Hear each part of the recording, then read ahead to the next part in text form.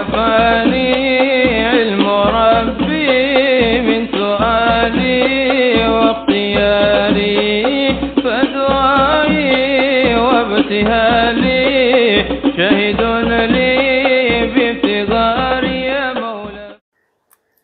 Bismillahirrahmanirrahim. Assalamualaikum warahmatullahi wabarakatuh. Alhamdulillah rabbil alamin. Allahumma shalli ala sayyidina Muhammad wa ala alihi wasallam, amma ba'd. Kita melanjutkan pada pertemuan selanjutnya, pada pertemuan hari ini. Yang sebelumnya kita telah membahas tentang pengertian doa, kemudian juga kita telah membahas tentang janji Allah tentang pengijabahan doa pada setiap hambanya. Dan alhamdulillah kita sampai kepada fasal ketiga, yakni tentang kaifiyatud doa, tentang bagaimana tata cara kita berdoa kepada Allah Subhanahu wa taala. Jadi sahabat semua ikhwani, bahwasanya ketika sedang berdoa tidak sembarang doa yang kita panjatkan kepada Allah, tapi ada tata cara, ada kaifiyah yang ketika seseorang hamba itu melakukan tata cara tersebut, maka doanya akan semakin mudah diijabah oleh Allah Subhanahu wa taala. Baik, bismillahirrahmanirrahim. Ad-du'a qama bihi 'abdun adraka dha'fahu amamallah taala. Sahabat semua, bahwasanya doa itu adalah ketika seorang hamba menunjukkan kelemahannya di hadapan Allah Subhanahu wa taala. Doa harus dilakukan ketika dia merasa bahwa dia butuh kepada Allah, ketika dia merasa dia lemah di hadapan Allah Subhanahu wa taala. Sementara Allah adalah zat yang agung, Al-Qadir ala kulli syai'. Allah Maha mampu atas segala sesuatu. Iza arada syai'an ayyakula lahu kun fayakun. Allah saking luar biasanya Allah, ketika Allah menginginkan sesuatu, berkehendak atas sesuatu, maka tidak perlu repot bagi Allah. Cukup Allah katakan jadilah, maka jadilah sesuatu hal yang dihendaki oleh Allah Subhanahu wa taala.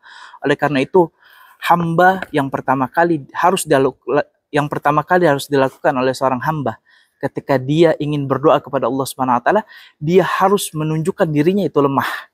Tidak boleh seorang hamba dia berdoa kepada Allah Subhanahu wa taala tapi dengan keangkuhan hatinya, seolah-olah dia tidak butuh dengan Allah Subhanahu wa taala. Tetapi kalau memang kita mau berdoa kepada Allah, tunjukkan dalam diri kita, tunjukkan kepada Allah bahwasanya kita nggak mampu tanpa Allah Subhanahu wa taala. Ketika kita telah menghadirkan rasa tersebut dalam hati kita, bahwasanya kita lemah tanpa adanya Allah Subhanahu wa taala, maka insya Allah doa kita akan semakin mudah dijawab oleh Allah Subhanahu wa taala.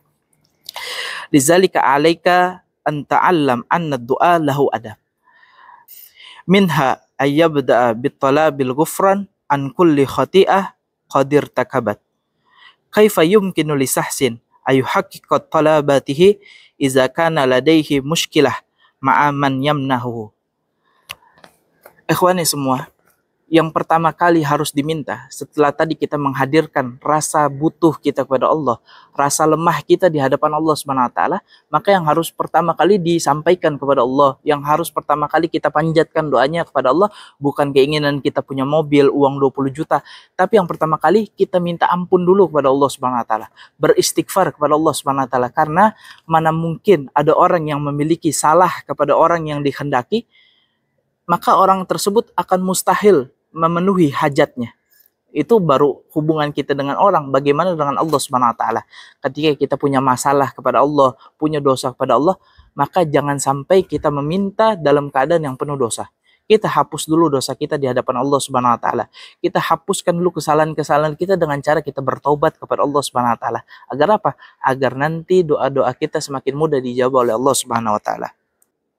Wasani ayusni Allah wa yusalli ala nabiyil mustafa rasulillah sallallahu alaihi wasallam wa hadza yakun kabidayah jayyidah lid-du'a. Dan kemudian yang kedua, hendaknya seseorang dalam doanya setelah dia meminta ampun kepada Allah Subhanahu wa taala, dia memuji Allah. Selain memuji Allah, juga hendaknya dia bersalawat kepada Nabi Muhammad sallallahu alaihi wasallam, karena dua perihal ini, memuji Allah dan juga bersalawat kepada baginda Nabi Muhammad sallallahu alaihi wasallam, merupakan awal yang baik dari setiap doa. Jadi seseorang sebelum doa harus ada mukadimahnya. Di antaranya tadi meminta ampun, yang kedua dia juga memuji Allah, yang ketiga adalah dia bersalat kepada baginda Nabi Muhammad sallallahu alaihi wasallam. Fayambagi laka an tad'uwa bistihdami asma'illahil husna allati tunasib hajatak. Masalan, idza kunta targhab fi talabil ghufran an zunubi fad'u bi ihda'i asma'illah mislal ghafur. Ikhwani, setiap kita berdoa hendaknya juga kita membawa salah satu daripada nama Allah yang baik. Yang nama-nama Allah atau kita kenal dengan Asmaul Husna ini cocok dengan hajat kita.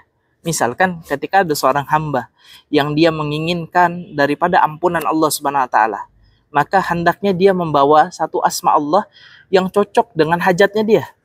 Contohnya asma Allah Al-Ghafur, Allah Maha Pengampun. Maka bagus sekali ketika ada seorang dia berdoa kepada Allah Subhanahu wa taala memohon agar segala dosa-dosanya dihapus oleh Allah Subhanahu wa taala, hendaknya dia membawa nama Allah Al-Ghafur, yaitu Allah Maha Pengampun. Maka insya Allah doanya juga akan semakin dijabah oleh Allah Subhanahu wa taala. Wa du'a yajibu ma'a kamali wa'yi 'ala dha'fina amam Allah wa yajibu alla yuqamu yud'a fi halati adamit tarkiz.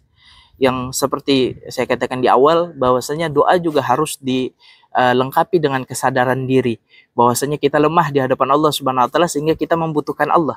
Dan juga satu intinya, doa tidak boleh dilakukan dalam keadaan seperti orang mabuk. Bagaimana kondisi orang mabuk? Orang mabuk itu kalau kalau ada orang mabuk terus dia meminta sesuatu, apakah kita akan berikan? Tidak. Karena permintaan tersebut bukan dari akalnya, karena kondisi dia lagi mabuk. Begitu juga dengan kita. Kalau kita berdoa kepada Allah Subhanahu wa taala, jangan sampai mulutnya ngomong apa, pikirannya ngomong apa. Tapi tidak, ketika kita minta kepada Allah, sadarkan dalam hati, dalam akal juga bahwasanya kita sedang benar-benar bermunajat, berminta kepada Allah Subhanahu wa taala. Jangan berdoa seperti orang mabuk, yang kalau dia meminta, mintanya bukan dari akal, sehingga orang enggan memberikannya. Begitu juga dengan Allah Subhanahu wa taala, maka berdoalah dengan kesadaran yang penuh. Insya Allah berkah semua. Pada pertemuan selanjutnya kita akan melanjutkan dalam pembahasan awqat wal mawadi ad-du'a muslah, tentang waktu-waktu dan juga tempat-tempat yang direkomendasikan untuk berdoa karena tempat dan waktu tersebut diijabah oleh Allah Subhanahu wa taala. In uridu ilal islahi mastata'tu. Wallahu muwaffiq ila aqwamit thariq. Wassalamualaikum warahmatullahi wabarakatuh.